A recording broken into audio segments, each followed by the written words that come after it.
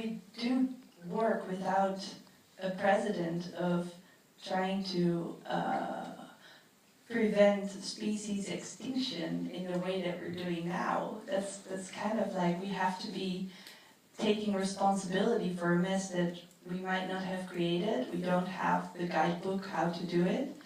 We just have somewhere deep down inside a moral being that knows that, you know, shit needs to change, and if we listen to that moral compass, every time we get a little bit more brave and we attract people into our world that want to be brave with us. But one book that I find very, very inspiring for me as an activist is by Derek Jensen. I don't know if you know him. He's pretty radical. But he talks about strategy. And a lot of activists have given up on strategy, not because they're stupid, but because if they get strategical and win, the system gets so violent on them that a lot of protest action have kind of degraded to symbolic actions, to appease, to keep the peace with our oppressors, with the ones who are, you know, destroying the land base. And I would suggest to read Deep Green Resistance, which talks on a very tactical, practical, and strategical level on a lot of different movements and things where they got it right and where we or they messed up as well. It's a good book. That's a very good practical answer. I think we have to leave the other question for downstairs at the bar. Maybe. Well, I think that I would say it very short Oh.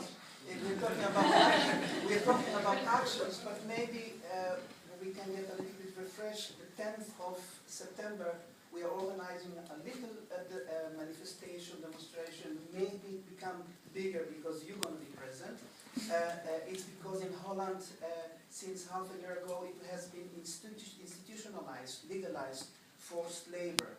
And it's called the tegenprestatiewet. So people who receive social support, they are being forced to work with all the consequences of it. So if it lights your where do people find more information, online or with you? Oh yeah, you can look at bijstandsbond.org or you can look at dwangarbeid.nl.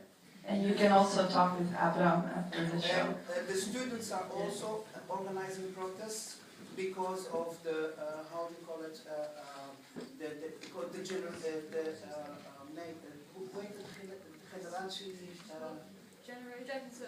The debt generation. Yeah. Okay. And there are many protests being organized. So look at the critical students Amsterdam. And I would also suggest for everyone to just have a drink downstairs and talk to each other, because there are some people here with, you know, interesting stories, and it might just be nice to, when you go home, have met or made one more radical friend. So maybe that will be a good wrap up. And please don't forget to vote, because voting is good. Voting creates democracy and stuff, at least in here. So if you like the movie, please vote.